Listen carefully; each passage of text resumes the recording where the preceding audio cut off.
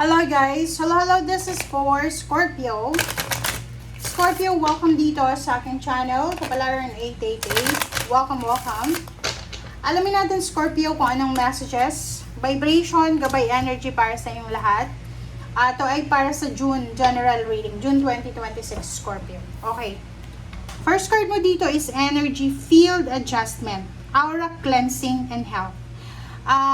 Sinasabi ng baraha sa'yo dito, Scorpio, na simula ngayong June or ngayong Hunyo, siguro marami kang nararamdaman. May mga nararamdaman kang negativity, masyadong mainit yung ulo mo, sensitive ka, mabilis kang magalit, may mga masakit ka sa katawan na Monday yung leeg mo, Tuesday yung paa mo, parang ganon. Ibig sabihin yan, medyo weak yung yung vibration mo. Nasa low vibration ka. So, sinasabi ng baraha na kailangan mo ngayon ng Hunyo ng aura cleansing and health cleansing. Ano yung ibig sabihin? Detoxification, guys. Magsimula tayo dito sa aura negativity. Siguro May ba or mismo ngayong June, masyado kang negative. Like, panay yung complain mo, nagrereklamo ka na ganito, ganyan. Parang ang nakikita mo, puro na lang negative. Pag gano'n, negative yung aura na yon, okay? Or parang walang contentment. Kahit wala namang problema, gagawa ng problema, parang gano'n, di ba? Like sa mag-asawa, gano'n eh. May mga asawa na wala namang problema, yung asawa nila or partner nila, gagawa sila ng problema para mag-away. Ibig sabihin nun, guys, negative yung aura nun. Hindi maganda yun kasi ibig sabihin, napasok na yung relationship nyo ng negativity. Okay, so kailangan mo ng cleansing. Aura cleansing and health. Health detoxification to, guys. Baka masyado ka ng kailangan mo dito ng fasting siguro or kailangan mo ng cleansing talaga. Detoxification. Water detox. Nasobrahan ka na ng kain, matamis, maasim, or ano pa man yan. So, kailangan mag-detox dito. Okay? Alright, so, ano pa ba?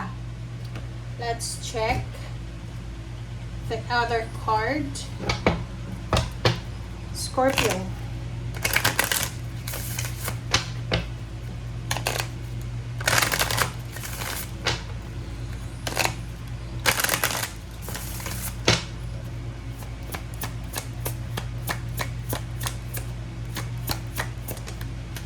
Alright, so sharing of yourself. I am an incredibly generous being. Wow!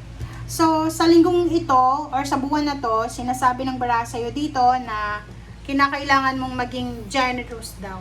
Okay? Kailangan mong tumulong. If halimbawa lang may mga tao sa paligid mo na halimbawa lang na masyadong negative sila, siguro kailangan mong tulungan sila para maging positive yung point of view nila, yung mindset. Or ikaw to, na pwedeng may kailangan kang tulong, humingi ka ng tulong sa mga taong nakapaligid sa'yo. Okay? May problema ka ba? I-share mo yan. Huwag mong sarilinin. Okay? Scorpio.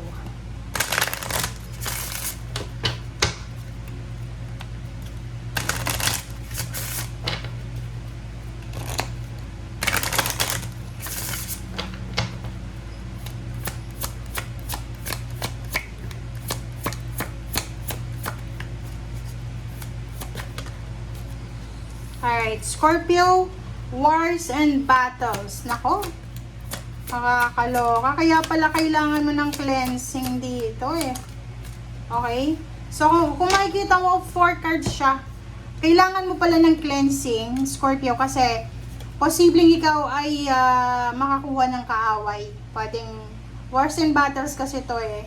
Parang sa sobrang init ng ulo mo, sobrang negative ng point of view mo, ng mindset mo, posibleng makahanap pa ng kaaway, asawa, boyfriend, girlfriend, ka-partner, in-laws, parents, kaibigan. Possible ka na makahanap ng kaaway. Pwedeng may babae at lalaki, mag-asawa to. Mag-asawa, pwedeng nakatira sa probinsya, or pwedeng nakatira sa city. Sinasabi ng baraha sa inyo dito na pwedeng kayo ay makakaloka kayo, guys. Pwede kayong mag-away. Okay? So, kailangan nyo ng kailangan nyo ng prayers dito. Okay? So, sinasabi ng baraha sa inyo dyan. Okay. Wait lang guys. Ano ko lang. So, sabi ng baraha sa inyo dyan, Scorpio, na kailangan mo sigurong magkumpisal sa pare. Okay? Or kailangan mo mag-retreat sa mga kumbento. Alam mo yung pagre-retreat sa mga kumbento na yan, sa simbahan, nakakatulong yan para maging positive yung mindset natin. So, wag nyong wag nyong pagtawanan or wag nyong maliitin yung power na yan. Okay? Yung pagsimba lang guys, pagsimba lang, nabibendasyonan tayo, malaking bagay yan para malinis yung energy natin. Okay. Let's check. Okay.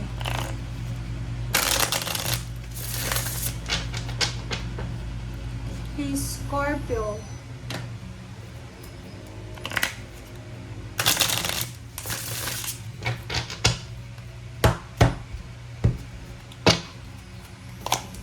Okay, the Chariot. Wow. High Priestess. Knight of Wands. Sinasabi ng baraha sa'yo dito na isang Scorpio ang sobrang excited para sa kanyang future. Hindi ko alam kung anong mga plano mo sa future. But dito sa barahang to, sinasabi ng baraha sa'yo na sobra kang excited. Especially sa love life or trabaho man yan or travel. You're super excited. Pwedeng travel siya. Pwedeng nag-a-apply ka sa ibang bansa or pwedeng nasa ibang bansa ka na nag-a-apply ka sa iba pang bansa. Nakikita ko sa'yo dito na sobrang excited ka, sobrang masaya ka.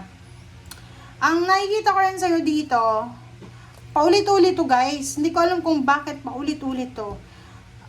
Lihim na relationship. Maybe this is your ex.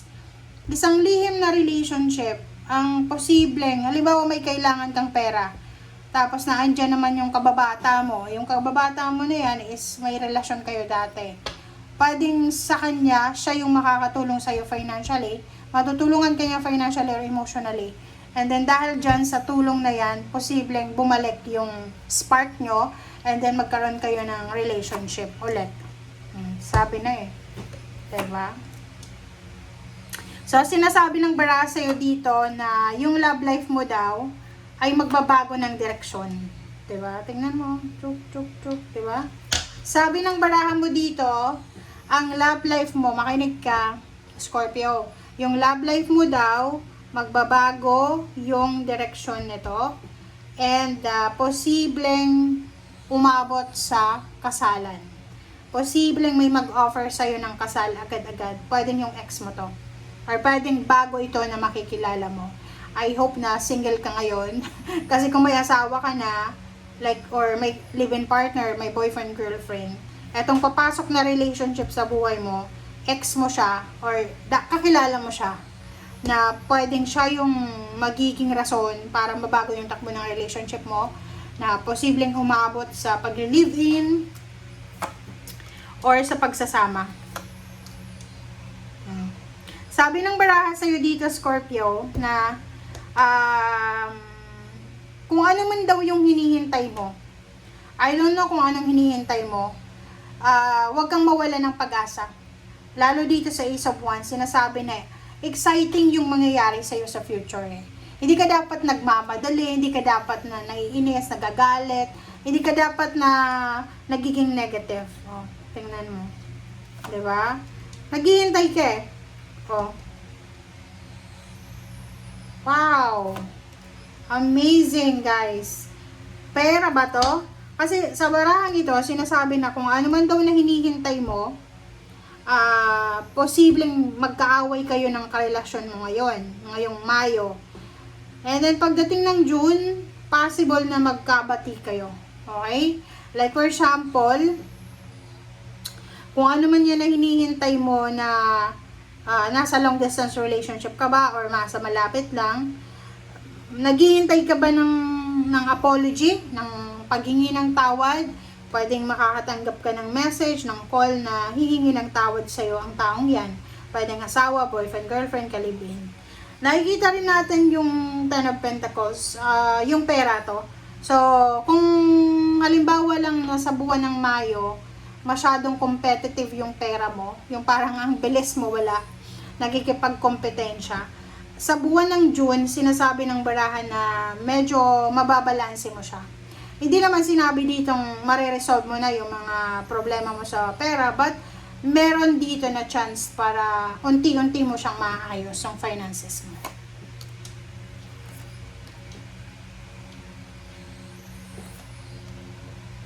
Okay, if you're dealing with air signs, Gemini, Libra, and Aquarius, nakikita ko sure dito na masaya. Masaya naman, maganda, maayos yung situation mo with air signs, Gemini, Libra, and Aquarius. Health, nakikita ko maganda yung health mo. Mabilis yung mga messages, mabilis yung confirmation, mabilis yung information na papasok sa buhay mo this month of June. Okay? Thank you guys. Bye!